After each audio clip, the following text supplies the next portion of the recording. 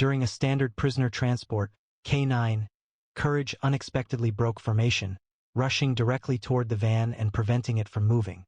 His handler attempted various methods to regain control, but the dog remained steadfast.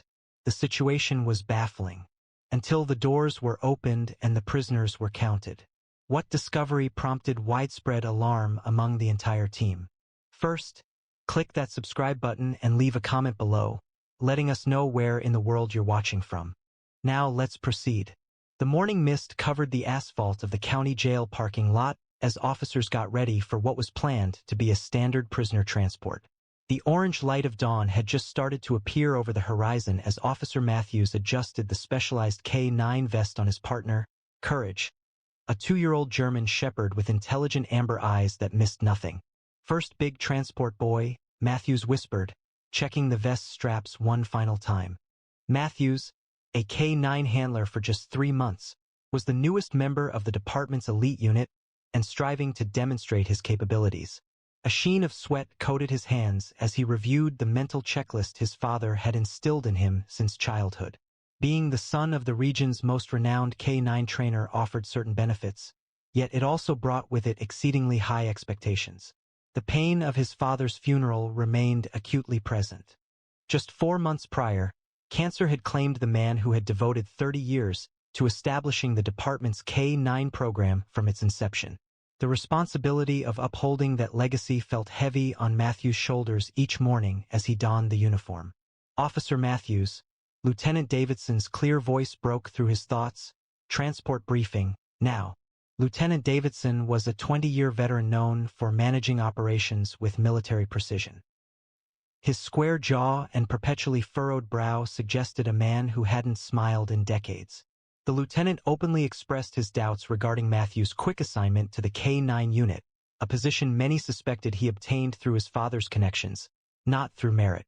"The transport today involves 8 high-risk inmates," Davidson announced to the assembled team, his voice carrying across the parking lot. 3 violent offenders, 2 former gang leaders, and 3 flight risks. Zero margin for error, people. The lieutenant's eyes lingered on Matthews and Courage. "This is not a training exercise, Officer Matthews. Keep that animal under control at all times." Matthews nodded stiffly. "Yes, sir."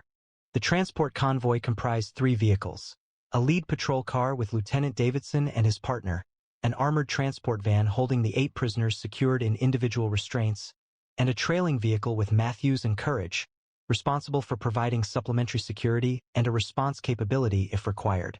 "Convoy formation is standard," Davidson stated. "No stops, no exceptions. Radio check every 15 minutes. Questions?" His gaze surveyed the gathered officers, challenging anyone to speak. "Load up." The substantial doors of the transport van closed definitively as the last prisoner was secured within.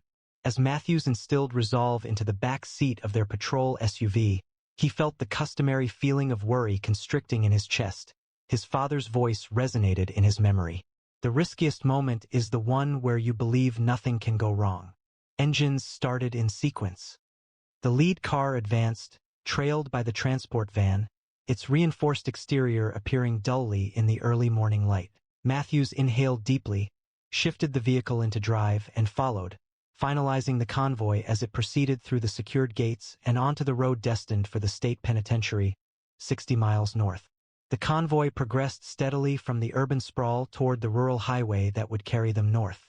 The morning traffic flowed easily, the road still wet from the previous night's rain. Matthews established a steady pace for the drive, keeping exactly 3 car lengths separating his vehicle from the transport van in front. "Radio check, all units," Lieutenant Davidson's voice transmitted over the radio at the 15-minute point. "Transport secure. All prisoners accounted for," the van team responded. "Tail position secured," Matthews confirmed, observing Courage, who remained alert but relaxed within his custom-built rear compartment. The standard check was finished. Matthews released his breath. The highway extended ahead, deserted except for the infrequent long-haul truck. They had crossed the county line and were now on the most remote section of the trip, 20 miles of only farmland and forest. 17 minutes into the drive, everything altered. Courage's behavior shifted abruptly. His ears perked up, his body becoming rigid as if jolted by an electric shock. Matthews observed this change in his rearview mirror immediately prior to the initial bark. The sound was sharp and urgent, unlike the dog's usual alert. Courage. Quiet, Matthews instructed, a note of confusion entering his voice. There were no vehicles nearby, and no apparent dangers visible. The dog disregarded him entirely, a behavior he had never witnessed during operations. The barking grew louder, with bravery now evident within his compartment.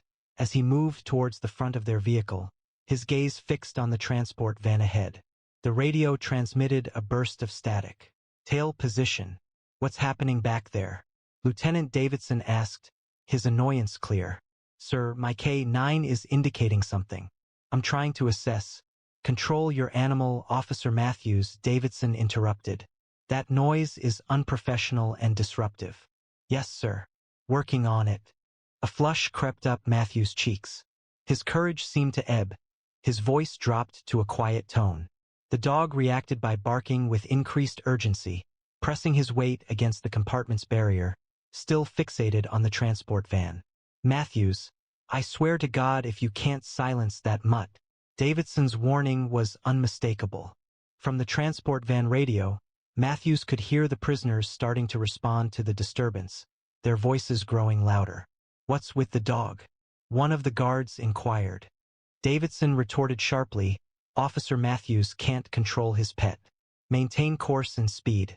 Matthews felt sweat form on his forehead as he considered his choices. All training guidelines emphasized maintaining convoy integrity. Halting now, in this exposed location, simply due to a canine's inexplicable actions, would disregard every procedure outlined in the manual. Perhaps he needs a bathroom break, another officer suggested via radio with a chuckle. Or he saw a squirrel, someone else added. Matthews sensed the scrutiny from his colleagues, picturing their dismissive gestures.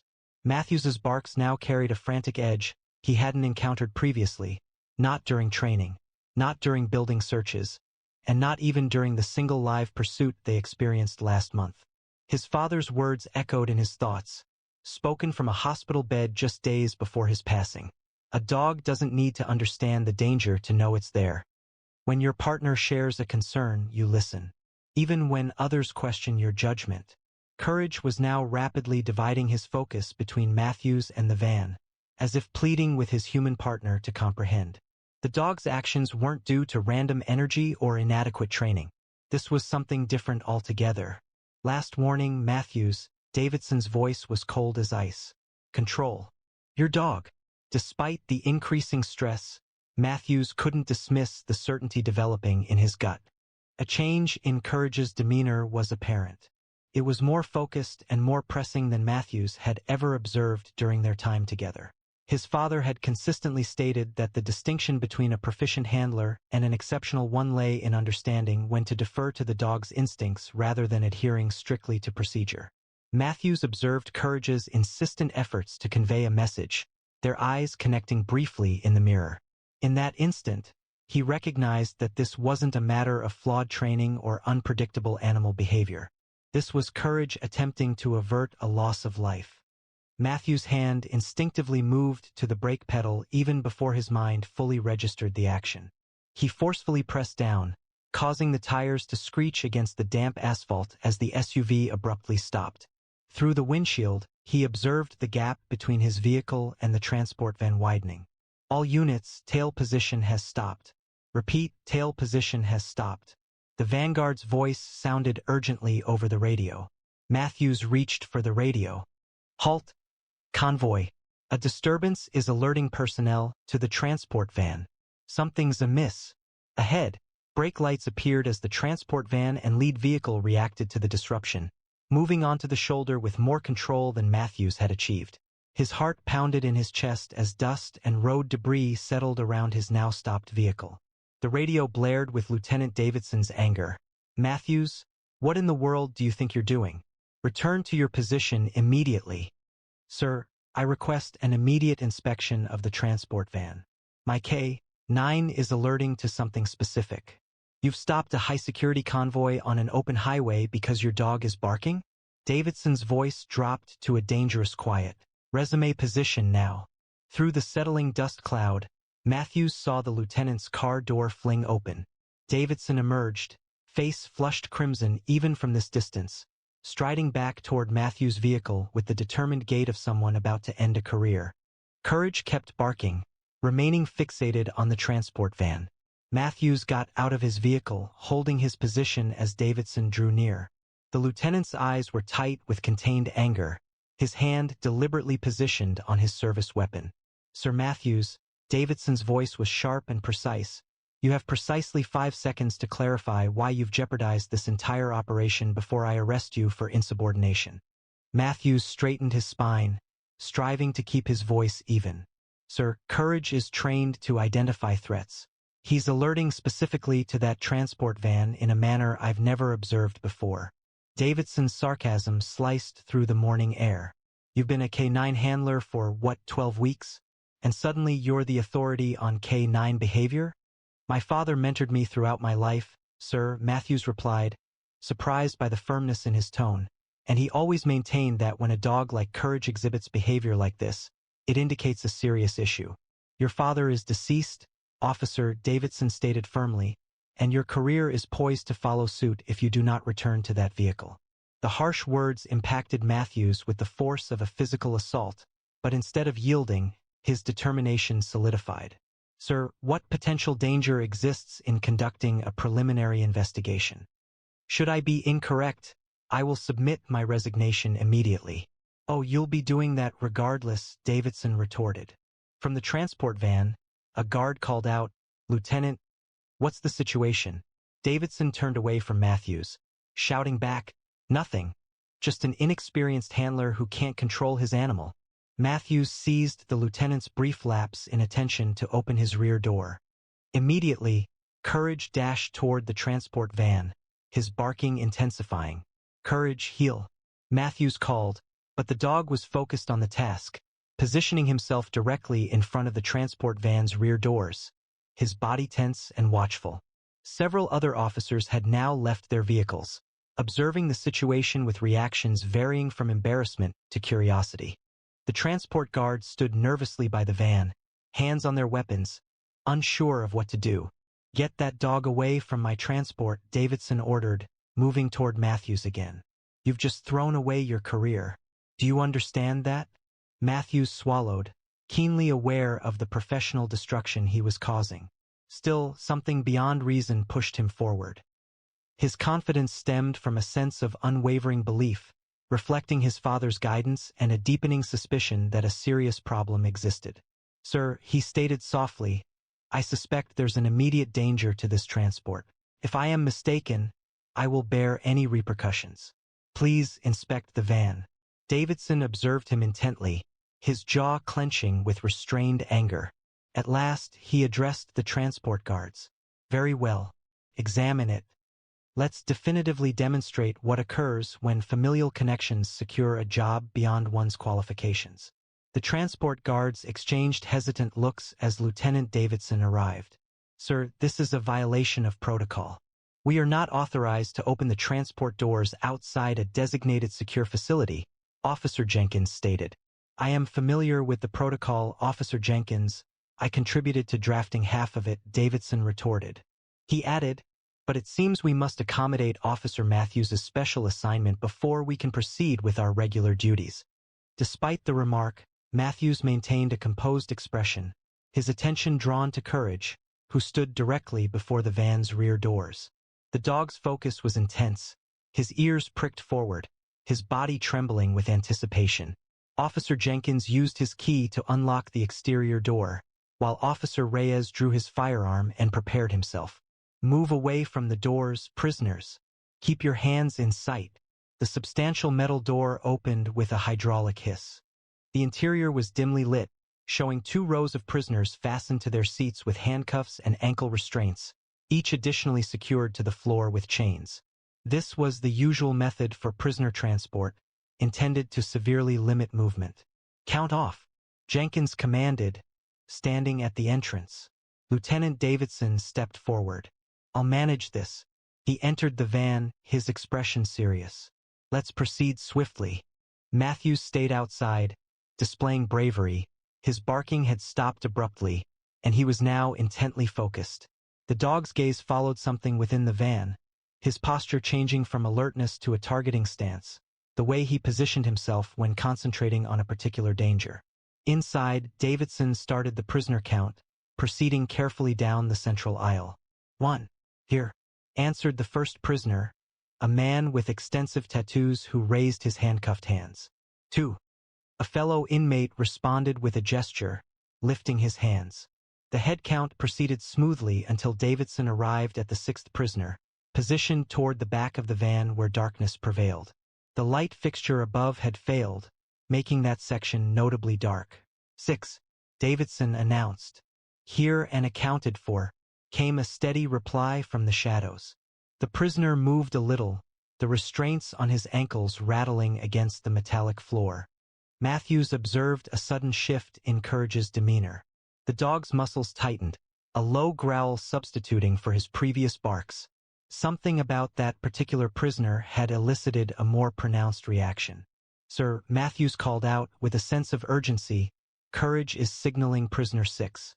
Davidson turned, releasing an exasperated sigh. Officer Matthews, I swear to... His words were interrupted as his gaze fell upon something unexpected. The lieutenant moved closer, inspecting the restraints on prisoner 6. Davidson stated, his voice suddenly professional, your cuffs are loose. How did that happen, inmate? The prisoner, a muscular man with close-cropped hair and cold, calculating eyes, smiled slowly. Just got lucky, I guess. Matthews witnessed the event unfold in slow motion. As Davidson reached for his radio to report the security breach, the prisoner's posture shifted with snake-like speed. His seemingly stable hands lunged forward, one seizing Davidson's firearm, while the other encircled the lieutenant's neck. Remain still, the prisoner yelled, pulling Davidson rearward within the restricted space of the transport van. Retreat from the doorway, or the lieutenant will be harmed. The remaining prisoners commenced shouting, a few expressing approval, others reacting with shock. Officers Jenkins and Reyes quickly drew their weapons, but the confined space and Davidson's position as a human shield prevented any shots. Donner, stand down, Jenkins yelled, identifying the prisoner. Matthews's training engaged instantly. He created space, drawing people away from the van doors, while evaluating the swiftly worsening situation. He frantically tried to remember everything about prisoner 6, Ray Donner, a former military member serving multiple life sentences for armed robbery and murder. Donner was a 3-time escape artist who had previously killed 2 guards during a transport. I want every officer to back up 20 feet from this van, Donner announced, pressing the barrel of Davidson's service weapon against the lieutenant's temple. Do it now, or watch your boss die on dashcam. The other officers started to fall back steadily, their weapons still raised. Matthews moved alongside them, clinging to his resolve, his thoughts quickly analyzing possible strategies, Davidson's gaze meeting Matthews. For a fleeting moment, visible through the van door, devoid of anger now, but with the sharp focus of an experienced officer facing a difficult situation, a subtle nod passed between them, a professional recognition superseding their previous disagreement. The highway had become a tactical nightmare rather than a typical transport route. Officers sought cover behind vehicles while keeping their weapons trained on the transport van. Inside, Ray Donner had positioned Lieutenant Davidson in the van's open doorway, utilizing him as both a shield and a bargaining chip. Here's how this works, Donner announced, his voice projecting the calm confidence of someone who had anticipated the situation. I want the keys to the lead car. A straightforward escape was achieved, and there was no sign of pursuit for 30 minutes. Officer Jenkins had assumed tactical command, directing the response team's positions through quiet radio communications. Dispatch, we have a code 10-24, a hostage situation involving Lieutenant Davidson, requesting immediate backup and tactical team deployment to Highway 16, mile marker 37. Matthews held onto his resolve, one hand securely on his harness as they took cover behind his patrol SUV. The dog had become unusually quiet, his posture watchful yet composed, shifting from an alert to an operational stance. Together they observed Donner's actions, assessing the unfolding circumstances. "You," Donner called, looking directly at Matthews. "Canine officer, approach where I can see you by yourself." Matthews briefly looked at Jenkins, who gave a hesitant nod. Matthews moved deliberately, stepping into the open and stopping 15 feet from the van. "That's far enough," Donner stated. "Did your dog detect a problem?" "A very perceptive animal." Matthews responded calmly, acknowledging his dog's intelligence. He observed the hostage situation with a trained perspective. Davidson was awake, his face composed despite the gun against his head. "Officer Matthews, you and your dog have made an unexpected intervention in what should have been a flawless escape," Donner stated, evaluating the situation with precision. "My associates are positioned at the county line, expecting my arrival. The situation would have been resolved successfully if the convoy hadn't been halted." "Are there collaborators present?" Matthews inquired, understanding that Donner was deliberately disclosing details. "A non-existent highway maintenance crew," Donner affirmed with a subtle smile. "They are likely anticipating the delay." A message from dispatch came through the radio. "All units, backup is 12 minutes away. Tactical team ETA 17 minutes. Donner chuckled. "It's too late." "Officer Matthews, given that your dog prompted this slight deviation, you will assist me. Please retrieve those keys and bring them here, doing so calmly." Matthews acknowledged, turning towards the lead vehicle where the keys were located. As he did so, he noticed someone displaying bravery positioned near his SUV, mostly concealed from Donner's line of sight. A plan started to develop. "The rest of you," Donner addressed the other officers, "lower your weapons and move them away. I am familiar with police procedure. The safety of the lieutenant is paramount, isn't it?" He increased his hold on Davidson, prompting the lieutenant to show discomfort. The transport guards, with evident hesitation, lowered their weapons. Matthews returned with the keys, pausing at the prescribed distance. "Toss them here," Donner instructed. Matthews followed the order, throwing the keys so they landed just beyond the van's step. Donner would need to advance a little to get them, a deliberately planned placement. "Now, where's that dog of yours?" Donner inquired, his gaze sweeping the surroundings. "I ensured he was safely in my vehicle," Matthews stated with practiced ease. "He is trained to engage armed suspects. It would be unfortunate if he misunderstood the circumstances." A sound decision, Donner acknowledged favorably. Introducing a canine would create difficulties.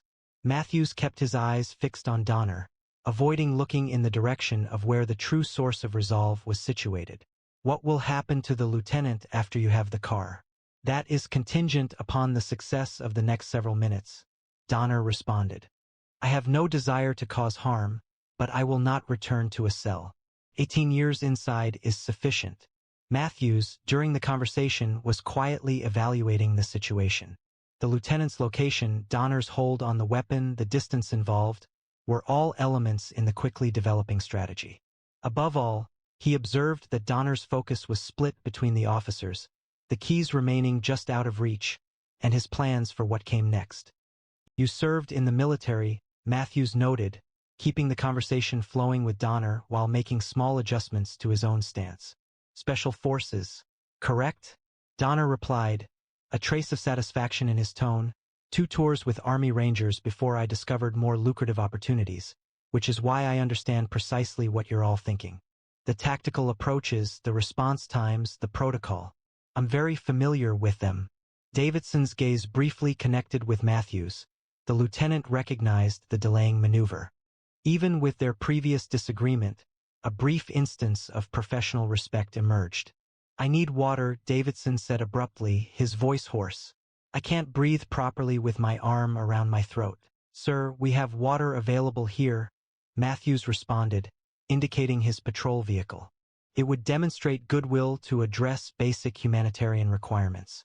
"All right," Donner conceded after a pause. "Bring it carefully." Matthews proceeded purposefully toward his vehicle, utilizing the movement to evaluate visibility and complete his strategy. Upon returning with the water bottle, he established himself at the exact angle required, a position that would necessitate Donner to shift somewhat away from the location where Courage was concealed, allowing him to simultaneously safeguard his hostage and keep Matthews within his line of sight. Here, Matthews stated, setting the bottle down close to the keys. The placement was intentional. When the moment arrived, Donner had to glance downwards to retrieve both items, briefly diverting his focus. Pathetic attempts at manipulation, Donner remarked, shaking his head. This is why most cops fail in hostage situations. You're all following procedure. Matthews responded, deliberately adjusting his posture to project confidence. Does your manual address the situation when you can't see the canine? A flicker of doubt crossed Donner's face for the first time. His gaze quickly scanned the surroundings, looking for the dog he's been informed was safely inside the vehicle. What are you talking about? Matthews stated calmly, his hand moving to the designated position for a rapid attack. He was never there. Donner's expression changed from assurance to worry as he understood the trap forming around him. His eyes frantically searched the area, looking for the dog he had considered unimportant. You're bluffing, he stated, firmly holding Davidson while shifting his posture to check under the cars. The dog had disappeared. I should have noticed. The keys, Donner said abruptly, indicating the ground with the gun. Retrieve them and give them to me. Immediately, Matthews responded, advancing cautiously as if agreeing. While leaning down to pick up the keys, Matthews made a choice. His right hand dropped to his side, fingers snapping once, a crisp, nearly silent sound that would be meaningless to human ears, but conveyed a specific meaning to his partner. From beneath the transport van, Courage appeared like a phantom. There was no barking, no warning growl, just 70 pounds of precision-trained muscle moving silently. In the fraction of a second before impact, Donner finally noticed the movement in his peripheral vision. But it was already too late. Courage made contact with precise accuracy, his jaws securing Donner's gun arm with sufficient force to compress but avoiding crushing, a specialized bite intended to neutralize without causing lasting harm. The prisoner reacted with a cry of shock and discomfort as the German Shepherd's force lifted his arm, and the weapon fired harmlessly into the air. Lieutenant Davidson responded immediately, driving his elbow back into Donner's solar plexus while shifting his weight forward, breaking the hold around his neck. The lieutenant rolled free as Matthews covered the distance in 3 quick steps. Donner fought fiercely against Courage's hold, but the dog held firm, maintaining consistent pressure that immobilized the arm without damaging arteries or bones. The gun fell to the pavement as Matthews landed a precise strike to Donner's shoulder, which further destabilized his balance. With Donner face down, his other arm secured behind his back, Matthews calmly and slowly gave instructions. Upon Donner's compliance, Matthews issued the release command, Courage, out. The German Shepherd immediately loosened his hold, retreating 3 steps while remaining focused on the prisoner, prepared to reactivate his restraint if needed. Matthews moved quickly, fastening reinforced restraints around Donner's wrists, with 2 other officers providing protection. Secure, Matthews declared once the cuffs were double-locked. The team proceeded with coordinated precision, fully restraining Donner with additional restraints while addressing his injured arm. Blood marked his sleeve where Courage's teeth had broken the skin, but the wound was stabilized, precisely as the dog had been trained to act. Lieutenant Davidson came forward, feeling the pressure where Donner's arm had squeezed his neck. He paused to watch the prisoner being restrained, then looked at Matthews with an expression the younger officer found difficult to interpret. Search him completely, Davidson instructed the team. He likely has tools to break free from the initial bonds. Ensure there are no other hidden items. Officer Jenkins carried out the search, finally discovering a small metal tool inside Donner's boot. Found it, he announced. The object appeared to be a modified lockpick, Davidson noted. He suggested checking the other prisoners, as this could have been a coordinated effort. As the team secured the area, Matthews examined Courage for any injuries resulting from the apprehension. The German Shepherd remained calm, his task finished, anticipating the next order with unwavering concentration. Good boy, Matthews murmured, briefly connecting with his partner. The operation was flawlessly executed. Courage offered a short tail wag, the sole deviation from his composed bearing. Davidson came forward, his previous frustration now something Matthews couldn't readily define. Your dog performed well, the lieutenant stated directly. Clean takedown. Thank you, sir, Matthews responded, rising to address his superior. Dispatch reports they've apprehended 2 suspects in a fraudulent maintenance vehicle at the county line, Davidson added. As it turned out, Donner's associates were positioned precisely as he indicated. Davidson observed the unfolding events and remarked that, without the dog's timely warning, the situation could have transpired quite differently. Donner would have connected with his associates, and the consequences remained unstated. The convoy continued its journey 40 minutes later, bolstered by extra security vehicles and a tactical team escort. Inside the lead car, Lieutenant Davidson insisted Matthews and Courage ride with him, assigning another officer to drive Matthews's vehicle. For the initial miles, the 3 journeyed in silence, the morning's occurrences weighing on them. You jeopardized your career today, Davidson finally stated, his gaze fixed on the road ahead, halting the convoy and defying a superior officer, potentially creating a security breach, all predicated on your dog's actions. Matthews braced himself, anticipating the disciplinary lecture. Yes, sir. He stated, in 22 years with this department, I've observed officers making decisions based on hunches, evidence, and experience, but never exclusively due to a canine's unexplainable alert. Davidson briefly looked in the rearview mirror, observing Courage, who remained alert in the back seat. Most handlers would have disregarded their dog's actions, particularly with a superior officer requesting it.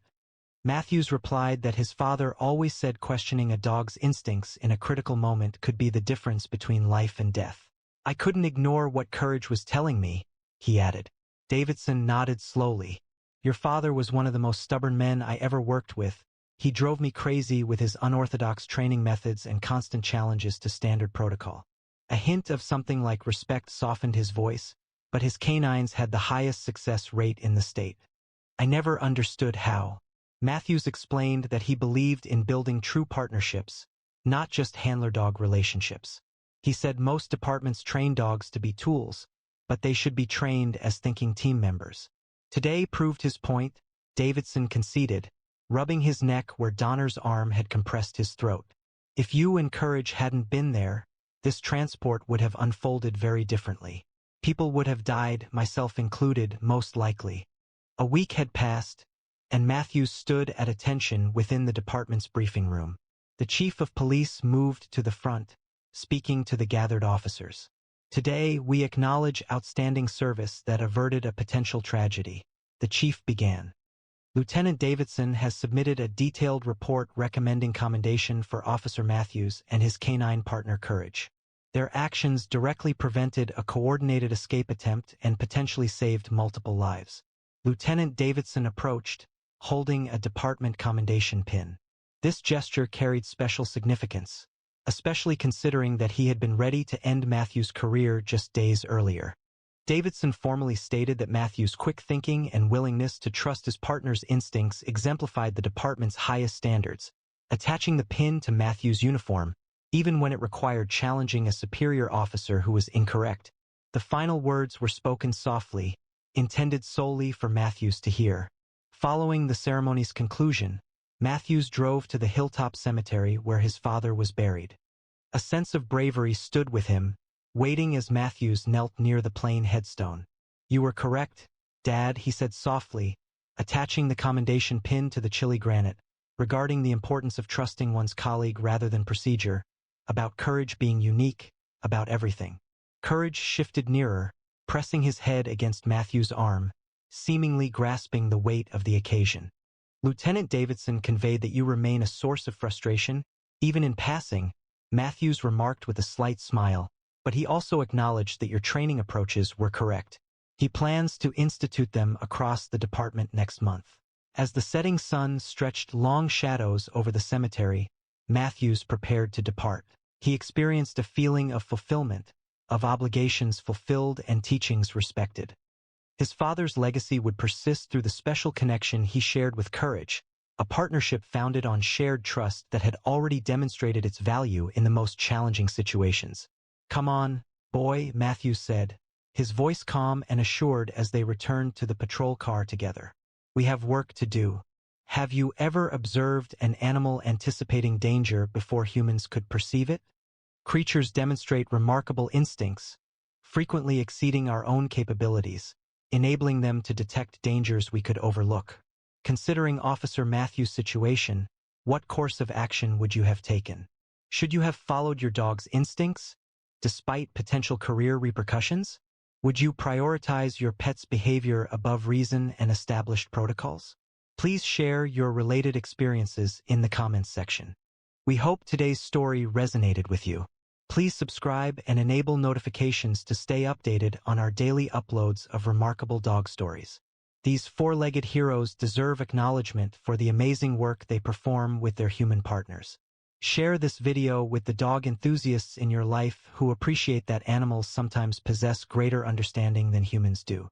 You're currently watching our previous stories about amazing canine heroes, including our well-known video about the search dog who located a missing child in a blizzard when all human efforts had failed. We'll see you tomorrow, same time, with another brand new video. During the national championship match, a police dog's persistent barking at a soccer ball was initially dismissed by security officials as an overreaction. However, one officer trusted his partner's instincts and uncovered something that stunned the entire stadium. What was concealed within that seemingly ordinary ball? Before we delve into today's story, please share in the comments where you're watching from. If you appreciate remarkable police dogs and stories similar to this one, please subscribe. Don't miss future content. The autumn sun cast long shadows across Lincoln Memorial Stadium as 60,000 fans poured through the gates, their excited chatter filling the crisp Chicago air. This wasn't just any soccer match. It was the national championship final, with Chicago's hometown heroes facing their bitter rivals from New York. Amidst this controlled chaos, Officer Isaac Tate straightened his uniform cap and surveyed the expanding crowd, his practiced eyes noticing everything. Beside him, Dash, a sleek German shepherd with attentive ears and intelligent eyes, kept a precise heel position despite the intense sensory overload of the stadium. Another sweep of the south entrance, then we'll check the locker rooms again, Isaac stated into his radio, receiving a crackled confirmation from dispatch. He looked down at Dash with a smile. "Ready to work, partner?" Officer Tate called from behind them. Isaac turned to see Chief Williams approaching, his silver-streaked hair and commanding presence eliciting respectful nods from security personnel nearby. "Everything secure so far?" Isaac responded, straightening slightly. "Dash and I have completed 3 perimeter sweeps and verified all access points. We are proceeding to the field level now for a final inspection before kickoff." Williams acknowledged, his gaze turning to Dash. "Still our department's invaluable asset, I see." The chief's faith was well-founded.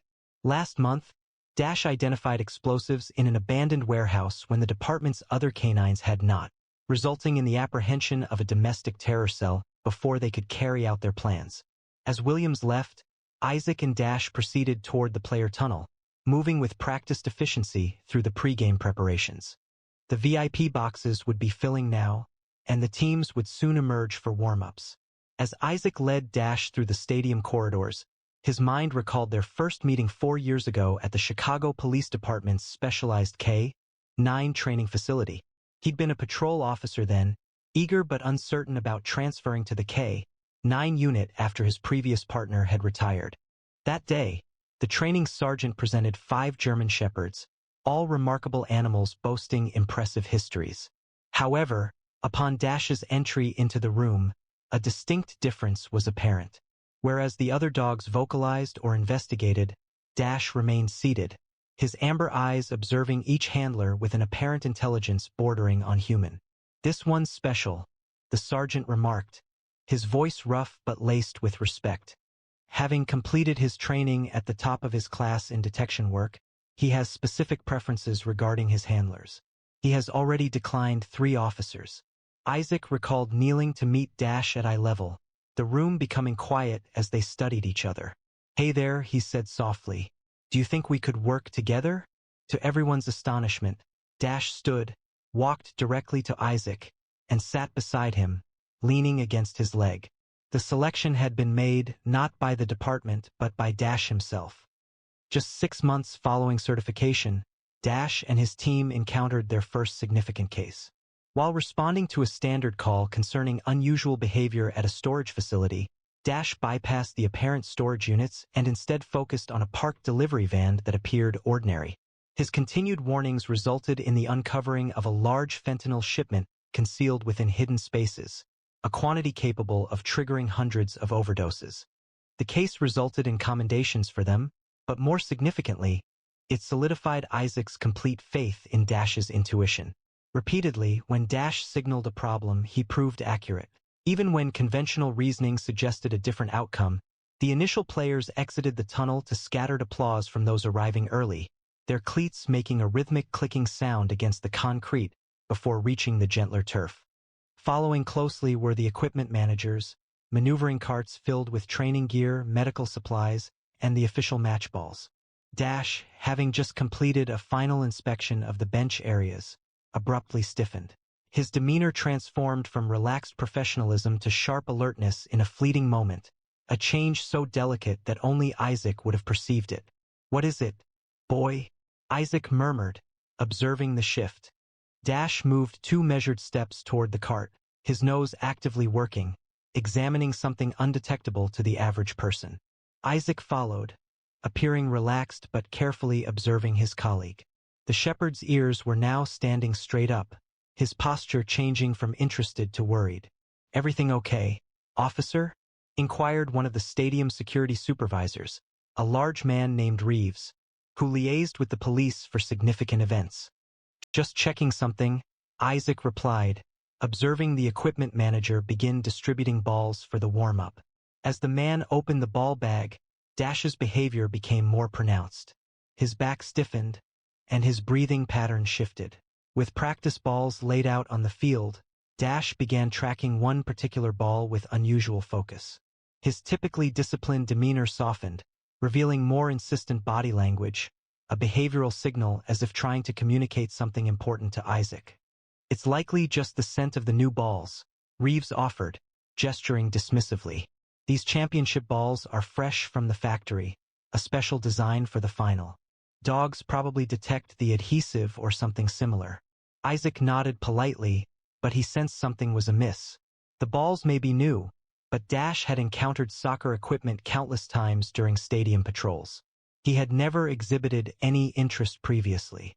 Isaac instructed Dash and heel, deciding to watch for a little longer before alerting anyone. The shepherd obeyed, though his focus remained on the ball, now being moved between players practicing. "Officer Tate, your radio crackled. Status report?" Isaac responded, all clear on field level, although a growing concern troubled his thoughts. Was he overlooking something? When Dash whimpered quietly, a sound he seldom made during work, Isaac chose to report the incident. Supervisor Reeves observed that my K9 was displaying unusual interest in one of the game balls. I asked if I could examine it. Reeves frowned, glancing at his watch. "We're 30 minutes from kickoff, Tate. The commissioner and network executives are already concerned about the schedule." He implied the seriousness of the situation. False alarms at high-profile events were career-damaging mistakes. It was likely nothing, Isaac admitted, although the statement felt incorrect the instant he spoke it. "We will monitor the situation." The stadium exploded with sound as both teams ran out of the tunnel for the official commencement of the match. The referee went to the ball bag, choosing the game ball, the same one that had activated Dash's alert during warm-ups. As soon as the ball was positioned at center field, Dash's body stiffened again. His ears rose, and a quiet whine began in his throat.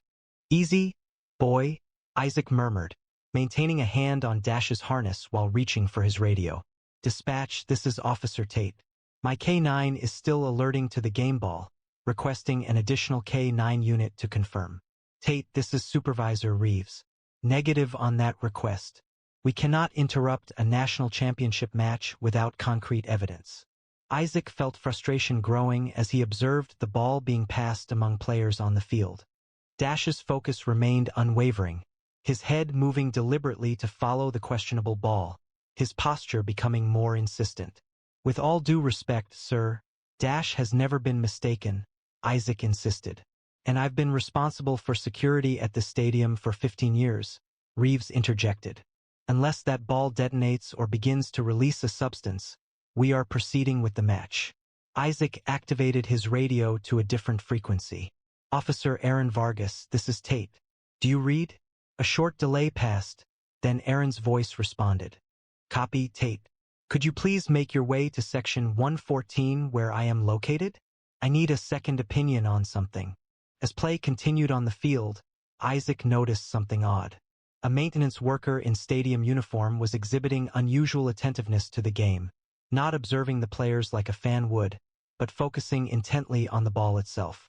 The man's gaze followed the same trajectory as Dash's, tracking the suspicious ball with unnatural focus. Officer Aaron Vargas arrived, her canine partner Rex, a Belgian Malinois, recovering well. What have we got? She asked quietly. Dash has been alerting to that game ball since warm-ups, Isaac explained, pointing discreetly. The one with the small scuff on the logo panel and that maintenance guy by the tunnel is paying way too much attention to it. Aaron studied the situation briefly. Reeves shot you down? She asked. Completely, Isaac confirmed. Concerned about potentially impacting the game's flow, they continued their discussion when a forceful tackle brought down a New York player, prompting the referee to signal a free kick. The unusual ball paused briefly, and Dash's alert demeanor heightened. Rex, check, Aaron instructed softly. The Belgian Malinois responded instantly, becoming rigid and fixating on the same ball that had drawn Dash's focus. That's confirmation, Aaron stated, lowering her voice. Two dogs, each with distinct training histories, simultaneously alerted to the identical target. This was not a random occurrence. Isaac acknowledged this, experiencing a blend of reassurance and increasing worry. The maintenance worker touched his earpiece. A communication was being relayed to him. They observed him receive this message. Then he subtly moved nearer to the location of the ball boys. He's anticipating something, Isaac stated. But what's concealed within that ball? Cleared security as expected. Officer Tate keyed his radio, contacting Captain Reynolds directly, circumventing Reeves. Captain, this is Officer Tate. We have confirmed AK-9 alert on the game ball currently in play. Request permission to implement Protocol 17. Protocol 17 was departmental code for a covert evidence seizure, a procedure developed for situations requiring evidence collection without public awareness. The captain responded immediately and clearly. The scoreboard displayed a tense 1-1 tie as halftime drew near.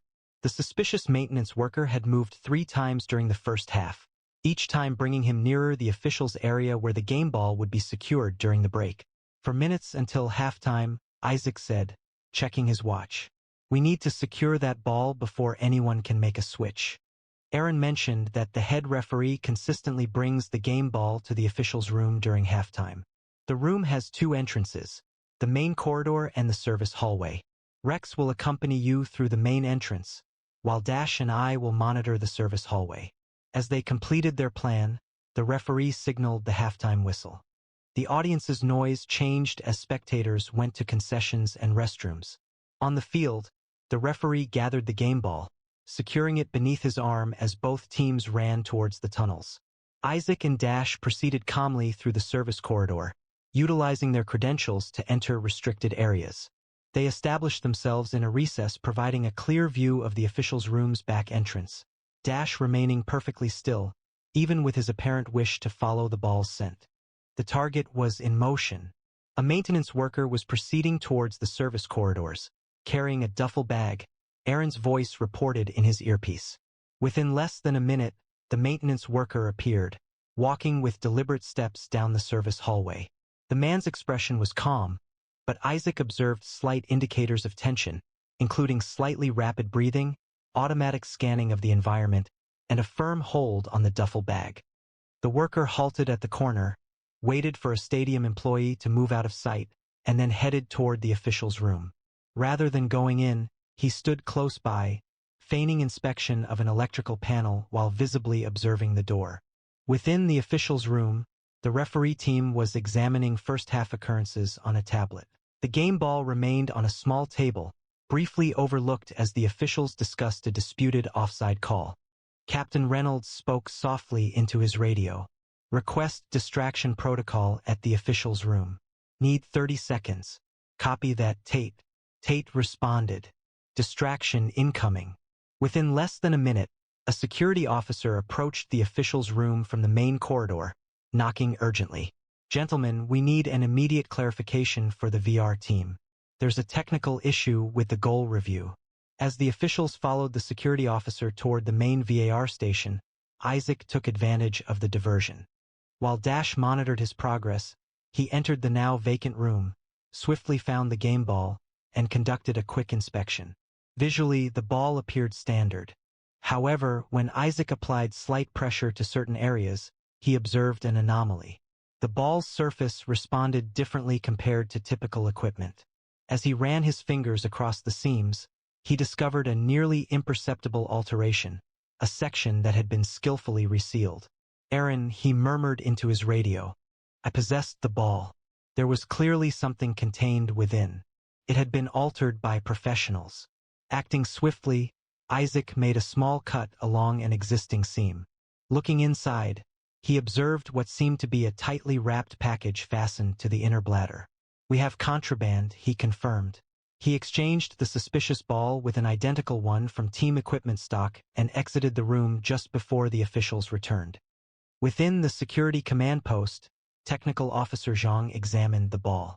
The image displayed on the screen prompted silence among those present. The X-ray showed a complex alteration to the ball's internal design, a refined cavity situated between the synthetic leather exterior and the internal bladder. High-grade synthetic opioids were indicated by the density pattern, Zhang verified, adjusting the image to highlight specific regions. The skill of the construction is truly impressive. Observe how they've redistributed the weight to maintain proper flight characteristics. The ball would bounce, spin, and travel identically to an unmodified one. He pointed to several specific features on the screen. Note these reinforcement structures. Carbon fiber elements were included to maintain ball integrity during play, and this secondary bladder ensures proper inflation pressure despite the reduced air volume. This was not some rushed amateur job. This is a highly sophisticated undertaking, Aaron observed, examining the image with increasing worry. They would require specialized equipment, Zhang clarified. This included industrial-grade heat welding tools, precision cutting implements, and likely custom molds to maintain the spherical shape's integrity. We are discussing an operation demanding substantial resources and technical skills, he continued. And the drugs themselves? Captain Reynolds asked. Zhang explained that the synthetic opioids were in a crystalline form, specially processed to eliminate scent markers typically identified by canines. This is why standard security protocols failed to detect them. He estimated a street value of at least $3 million for this quantity, including impurities. Not just any game ball, Captain Reynolds observed, his face serious. The one certain to be broadcast on national television for 2 hours, handled exclusively by officials and players, and considered entirely beyond reproach, the ideal Trojan horse. As the second half approached, Isaac felt the familiar tension of a major operation developing. The maintenance worker is just one piece, he stated. There has to be a larger network. The coordinated takedown began with practiced precision. Plainclothes officers moved simultaneously throughout the stadium, closing in on identified suspects with minimal disruption. Most fans remained focused on the match, completely unaware of the operation unfolding around them. As a Chicago striker nearly scored again, Isaac and Dash moved toward the maintenance worker, using the enthusiastic crowd for concealment. Marcus Elroy, Isaac stated softly, positioning himself next to the man. Chicago PD, please place your hands where I can see them. Elroy paused briefly, his gaze flickering between Isaac and Dash as he assessed the situation. I don't know what you're talking about, Elroy mumbled, subtly adjusting his position toward the exit. I work here. We have already obtained both packages, Isaac responded calmly. The operation is complete. The reference to both packages produced a noticeable reaction on Elroy's face. They had located not only the ball but also a secondary strategy. The situation hung precariously for a brief moment. Then Elroy decided, pushing a nearby food cart into Isaac's path and fleeing toward the service tunnel. Isaac reported into his radio, already in pursuit with Dash leading the way. as a suspect fled east through the service tunnel. The service tunnels beneath the stadium formed a confusing labyrinth of corridors, with a canine in pursuit. While Elroy might know the layout, he couldn't outpace a trained police dog. Dash moved with fluid speed, turning corners with precision and driving forward with single-minded focus. "I've got the exit covered," Aaron's voice came through Isaac's earpiece. "That route is blocked." Elroy forced his way through a pair of double doors and into a spacious equipment room, toppling shelving units in an attempt to delay his pursuers. The loud noise of the falling metal and plastic made for a confusing and difficult path, yet Dash's training allowed him to overcome it. The shepherd jumped over a collapsing cabinet, avoided a suspended electrical conduit, and continued the chase with unwavering focus. Isaac kept pace, his extensive physical training enabling him to move through the chaos while maintaining visual contact with his partner. The suspect arrived at a junction of corridors, pausing briefly, which allowed Dash to shorten the distance to just a few yards. Recognizing the dog was closing in, Elroy's desperation became apparent. He seized a rolling cart and pushed it straight into Dash's path. The shepherd easily avoided the obstacle, maintaining his speed with powerful, efficient strides. "Chicago PD, stop or I'll release the dog," Isaac announced, delivering the necessary caution. Elroy looked over his shoulder, his face etched with panic as he understood he couldn't escape the chase. As the suspect seized a metal pipe from a maintenance rack and turned to strike, Isaac gave a clear instruction. "Dash, stop." The German shepherd moved swiftly, resembling a furry projectile, focusing on Elroy's arm with the accuracy developed through extensive training. His jaws secured the suspect's wrist with a measured grip, sufficient to restrain without inflicting significant harm. The pipe fell to the floor as Elroy exclaimed in surprise and discomfort, the metallic sound reverberating through the service corridor. "Police on the ground," Isaac instructed, drawing his weapon as he advanced. Dash held firm, his years of preparation clear in his controlled composure. With his unoccupied hand, Elroy retrieved an item from his pocket. Isaac grew apprehensive, but the individual produced a compact remote device instead of a weapon. "Call off your dog, or I'm activating the third package," Elroy warned, his finger positioned over a button. "You believe you've located everything? There's enough fentanyl in the third one to endanger half the VIP section if it's released." "Dash, release," Isaac ordered. The shepherd followed the instruction, retreating 2 steps while staying between Elroy and the exit. Elroy's thumb moved towards the button. In that brief moment, Isaac needed to make a vital decision: shoot Elroy and risk him activating the device as he fell, or rely on Dash's training for a more accurate response. "Dash, take."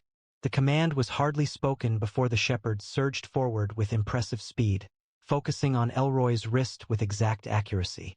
The German shepherd's jaws closed around the suspect's hand, applying enough pressure to force his fingers open without causing fractures.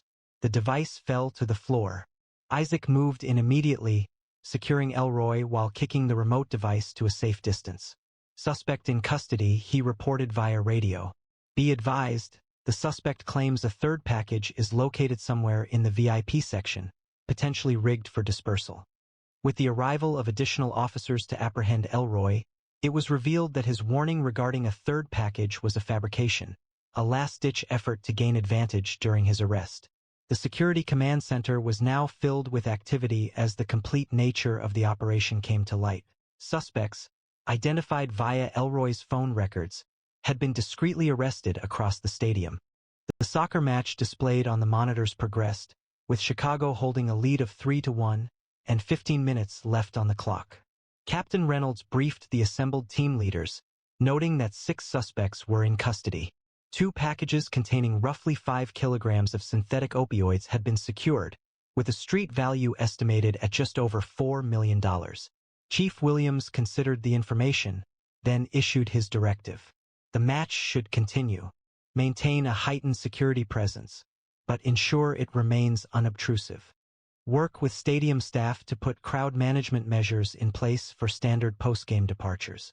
As Isaac returned to his post with Dash, the stadium erupted in cheers. Chicago had scored again, securing their championship victory. The celebration provided ideal cover for the final phase of the operation as remaining suspects were identified and apprehended throughout the venue. The following morning, Isaac arrived at the precinct to find Chief Williams waiting in the briefing room with Captain Reynolds and several officials he didn't recognize. Dash padded beside him, sensing the significance of the meeting in his handler's body language. Officer Tate, Williams greeted him with unusual formality. These gentlemen are from the DEA and Homeland Security. They'd like to hear about yesterday's operation directly from you. The subsequent hour was dedicated to detailing the events, beginning with Dash's first warning and culminating in the synchronized operation. The federal agents listened carefully, sometimes asking about particular aspects of the smuggling technique. The level of technical skill is what worries us the most, explained Agent Donovan from the DEA. The ball had been expertly altered with a hidden seam that would have been practically impossible to detect using routine security procedures. The internal bladder underwent redesign to accommodate the package while preserving proper inflation pressure and bounce characteristics. Information received from the suspects has already proven valuable, Captain Reynolds announced. Elroy activated his contacts upon learning about the additional charges. We are coordinating with departments in 3 states for simultaneous raids later today. Following the briefing, a press conference was held in front of headquarters. The commissioner described the operation in measured language, highlighting public safety and avoiding specifics that could hinder current inquiries. The commissioner then stated, "I'd now like to introduce Officer Isaac Tate and his canine partner, Dash, the team responsible for the initial detection that enabled this operation." A reporter from the Tribune posed the key question. "Officer Tate, we've been informed that your canine alerted to something that security screening overlooked. What prompted you to follow his indication despite supervisor's initial dismissal?" Isaac hesitated, formulating his response thoughtfully. In the 4 years together, Dash has never been incorrect when he alerts to something, not once. Our partnership functions on mutual trust.